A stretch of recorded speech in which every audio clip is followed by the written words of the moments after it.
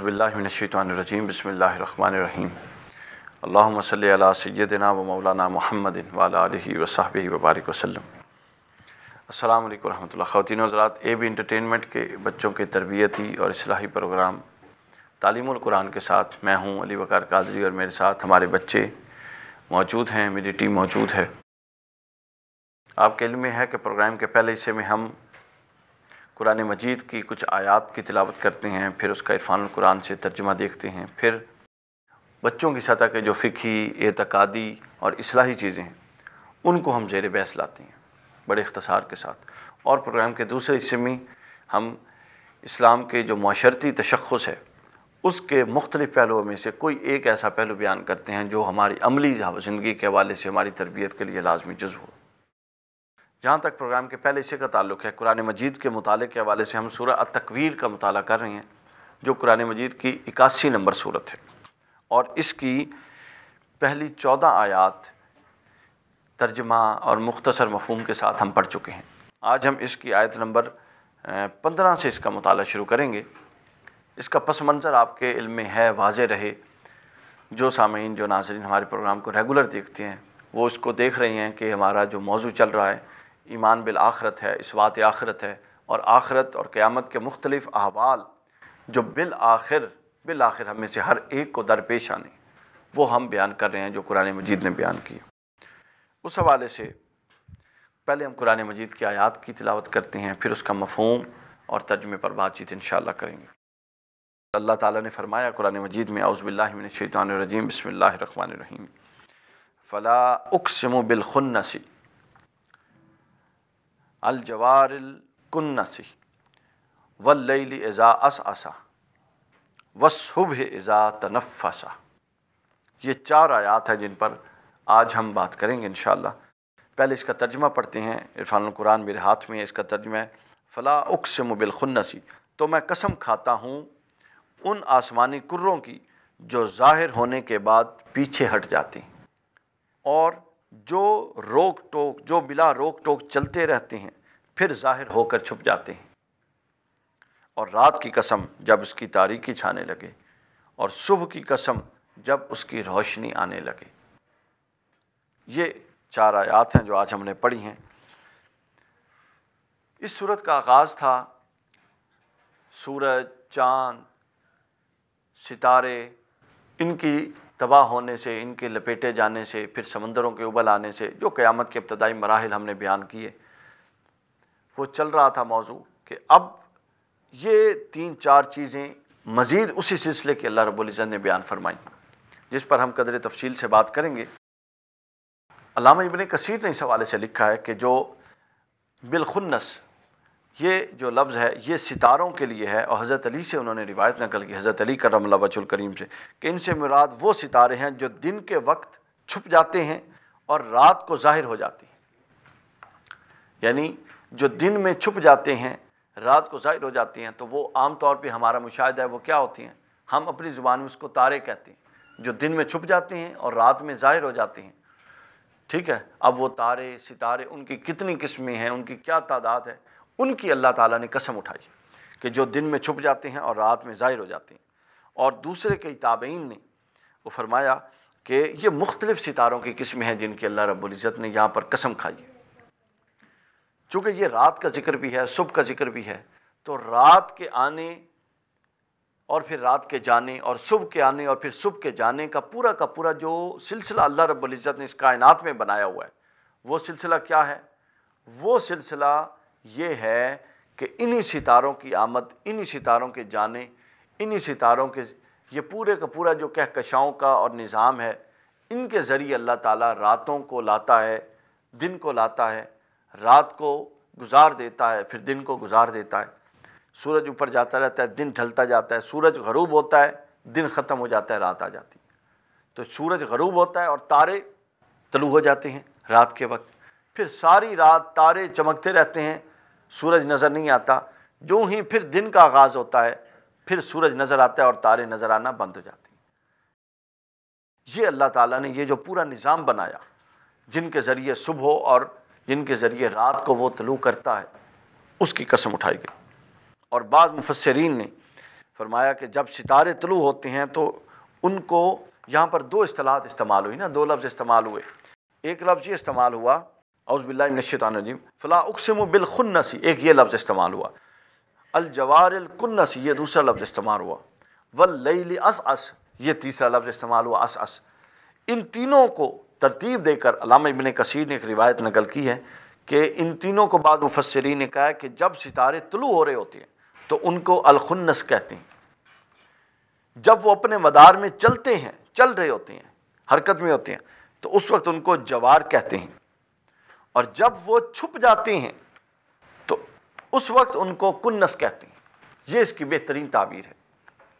یعنی اب دیکھیں نا، ایک چیز کا سٹارٹ ہے، پھر اس کی ستاروں کی اپنی موومنٹ ہے، پھر موومنٹ کے بعد ان کی اینڈنگ ہے. جس طرح میں نے بتایا کہ سورج چڑھتا ہے، پھر وہ پورا دن چڑھا رہتا ہے، پھر جب مغرب کے بعد وہ غروب ہونے لگتا ہے اس کی اینڈنگ ہو گئی. ٹھیک ہے، آغاز ہوا، اینڈنگ ہوئی، اور درمیان میں اس کی پوری ورکنگ تھی، وہ اپنے خاص طے شدہ مدار میں حرکت کرتا رہا. ایسا ہی ہوا نا، یہی بات یہاں پر کی گئی. باقی ستارے بھی رات کو طلوع ہوئے، ساری رات طلوع رہے، جیسے ہی سورج صبح نکلا وہ ستارے غائب ہو گئے. تو یہ ان تین آیات میں اس پورے کے پورے مفہوم کو بیان کر دیا گیا کہ اللہ، اور اللہ نے قسم اٹھائی اس کی. دیکھیے نا، اس دنیا کا قیام کس چیز سے ہے؟ دن اور رات سے ہے. ہم جو عمل کرتے ہیں، جس کی ہم نے جواب دینا ہے قیامت کے دن، جس کا یہاں ذکر ہو رہا ہے، وہ ہم نے کب جواب دینا ہے؟ قیامت کے دن جواب دینا ہے نا. وہ سارے اعمال اچھے یا برے ہم نے کب کیے؟ یا دن میں کیے یا رات میں کیے. ایسا ہی ہے نا، یا دن میں کیے یا رات میں کیے، اس کے علاوہ تو نہیں کیے. شام بھی اسی میں ہے، صبح کا آغاز بھی اسی میں ہے، رات کا آغاز بھی اسی میں ہے. تو یہ ایک پورا نظام، جو کائنات جو اللہ نے دن اور رات کے اندر لپیٹ کے رکھا ہوا ہے، وہ جس چیز سے چل رہا ہے اس چیز کی قسم اٹھائی. اور یہ کیا خوبصورت قسم. فلا اقسم بالخنس، یعنی اس وقت تاروں کی قسم جب وہ طلوع ہو رہی ہیں، خنس الجوار الکنس، اور اس وقت کی قسم جب وہ اپنے مدار میں محو گردش ہیں اور اپنا ورکنگ کر رہی ہیں، اور جو ذمہ داری ان کی اللہ تعالیٰ نے لگائی ہے وہ ان ذمہ داریوں پر کام کر رہے ہیں. اور پھر واللیل اذا عسعس، اور پھر اس وقت کی قسم جب رات شروع ہوتی ہے اور وہ ستارے اپنی ورکنگ کلوز کر رہے ہوتے ہیں، سورج اپنی ورکنگ کلوز کر رہا ہوتا ہے اور رات کا آغاز ہو رہا ہوتا ہے. والصبح اذا تنفس، رات جب رخصت ہونے لگتی ہے تو کیا رات کا اختصار اور رات کا اختتام جو ہے وہ آغاز کس چیز کا بنتا ہے؟ صبح کا. تو اللہ نے فرمایا والصبح اذا تنفس، تنفس کا مطلب ہوتا ہے سانس لینا. اور صبح کی قسم جب وہ سانس لیتی ہے، یعنی دیکھیں صبح بھی سانس لیتی ہے، شام بھی سانس لیتی ہے، دن بھی سانس لیتا ہے، رات بھی سانس لیتی ہے. چونکہ سانس لینے سے حیات ہے. ہم جب تک سانس لیتے ہیں تب تک زندہ ہے نا، اور جب سانس بند ہوگی کیا ہوگا؟ مر جائیں گے.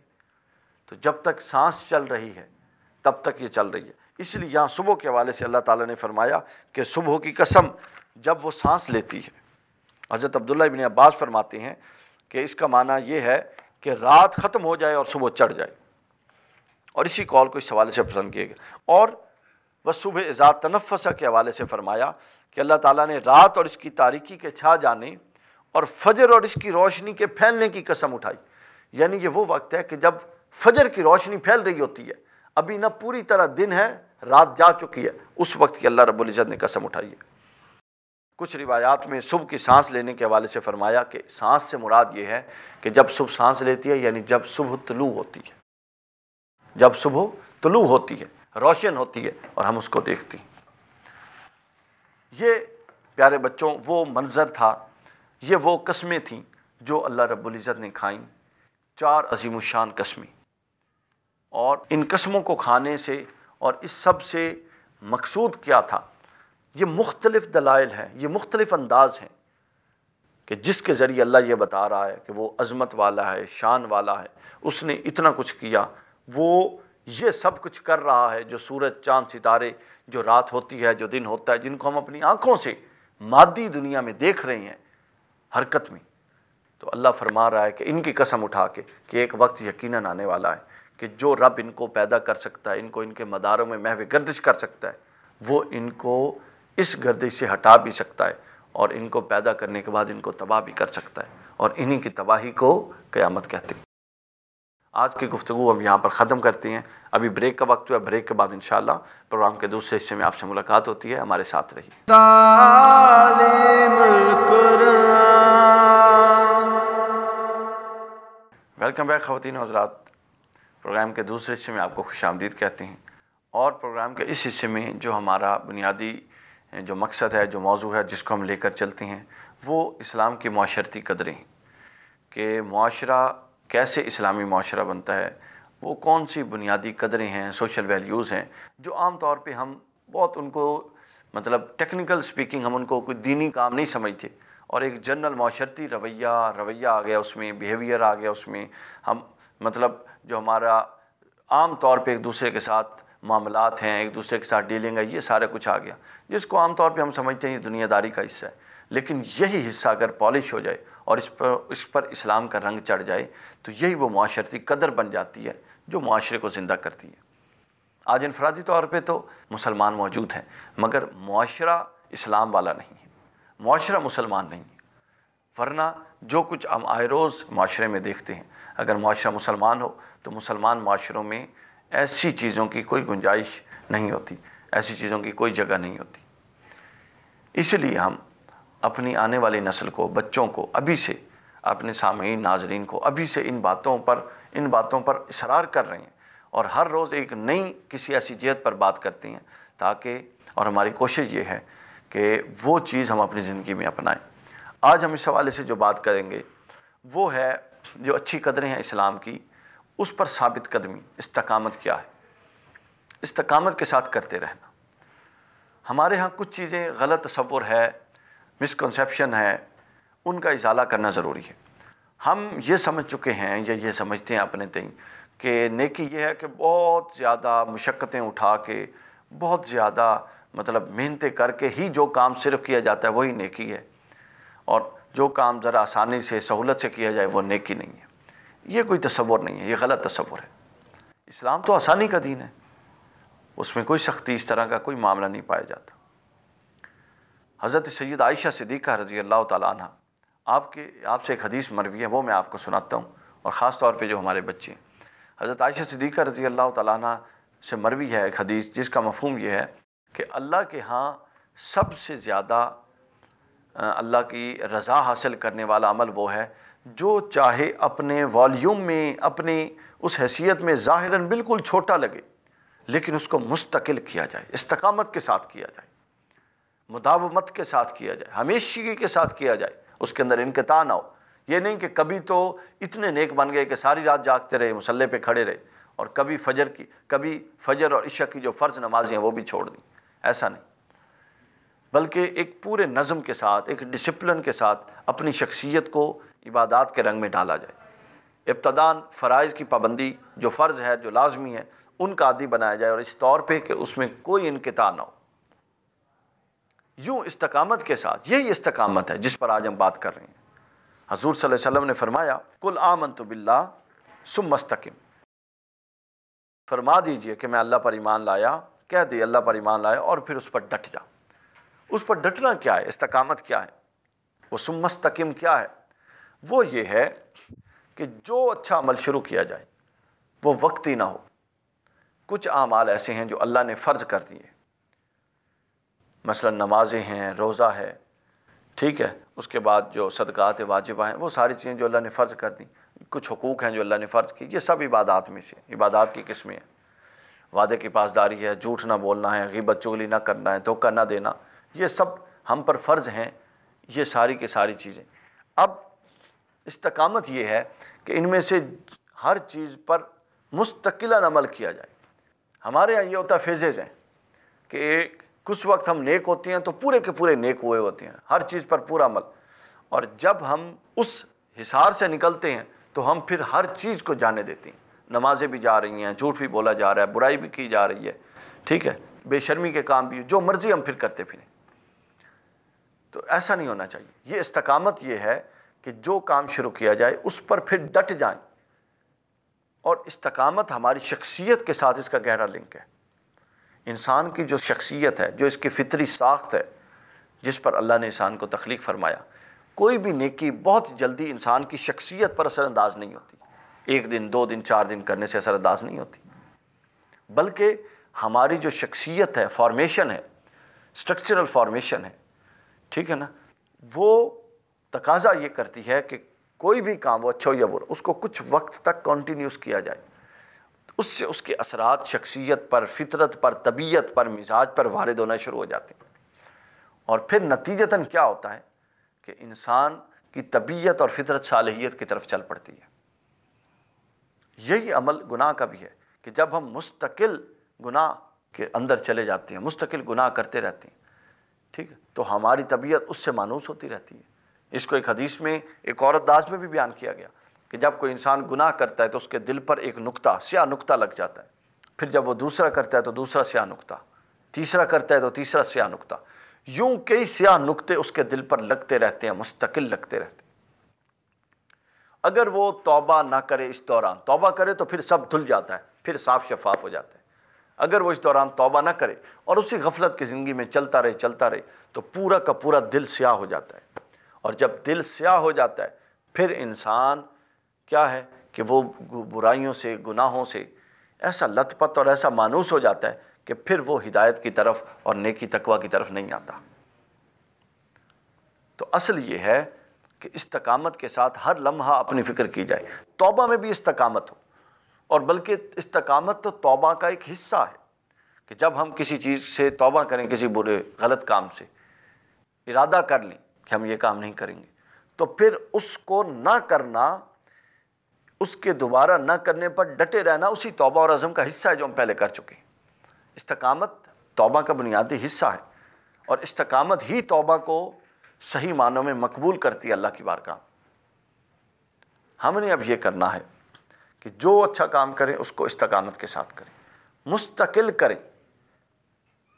اچھے کام کو استقامت کے ساتھ ہمیشہ کرنے کے لیے طبیعت پر بڑا بعض اوقات بوجھ بنتا ہے، لیکن طبیعت کے بوجھ کو نہ دیکھیں، وہ نفس کا اور شیطان کا وسوسہ ہوتا ہے، اس سے گزر جائیں، اور وہ جو تکلیف جسم کو برداشت کرنی پڑ رہی ہے اس تکلیف کو اس سے گزر جائیں، برداشت کریں۔ امام غزالی ایک مثال پیش کرتے ہیں، آپ فرماتے ہیں کہ نیکی کا رستہ اور برائی کا رستہ ایسے ہے کہ جیسے پہاڑ پر چڑھنا اور پہاڑ سے اترنا۔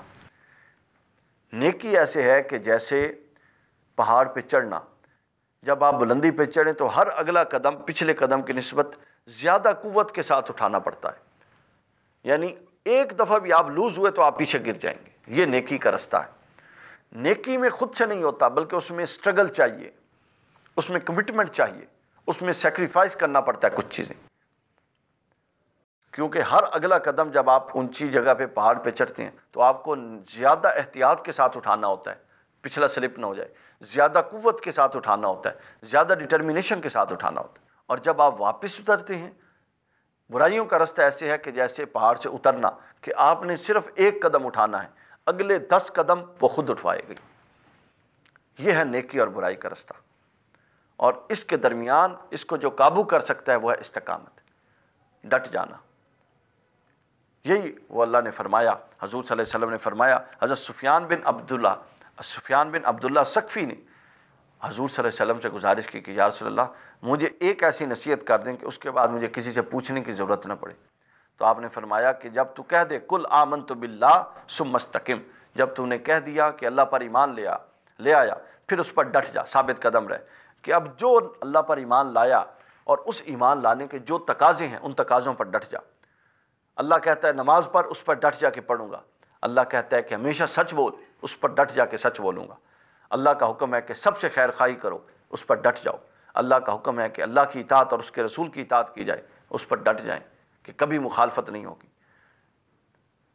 یہ وہ تقاضے ہیں، اگر ان تقاضوں کو ہم اپنی شخصیت کا مستقل حصہ بنا لیں تو پھر ہماری شخصیت کے اندر صحیح معنوں میں اسلام راسخ ہوگا، اور ایک مسلمان سے جو رویہ اسلام طلب کرتا ہے، جو اسلام کا مطلوبہ رویہ ہے، جو ریکوائرڈ ایٹیٹیوڈ ہے فرام اے مسلم، وہ استقامت والے انسان سے ہی صادر ہو سکتا ہے۔ یہاں ہمارے پروگرام کا وقت ختم ہوا۔ ہم اس دعا کے ساتھ آپ سے اجازت لیتے ہیں کہ اللہ تعالیٰ ہمیں بھی استقامت عطا فرمائے خیر و نیکی کے کاموں کو، اور آپ کو بھی استقامت عطا فرمائے، اور یہ استقامت کا درس اپنی اگلی آنے والی نسلوں کو دیں۔ اپنے بچوں کو ہم بھی یہ سمجھا رہے ہیں اور آپ بھی یہ سمجھائیں کہ اچھا کام اس وقت شخصیت پر اثر کرتا ہے جب وہ ہمیشہ کیا جائے، اور اللہ کی بارگاہ میں وہ اچھا کام زیادہ مقبول اور زیادہ اہمیت رکھتا ہے جو ہمیشہ کیا جائے۔ اللہ تعالی ہمارا حامی و ناصر ہو۔ کل انشاءاللہ نئے موضوع کے ساتھ آپ سے ملاقات ہوگی۔ السلام علیکم ورحمۃ اللہ۔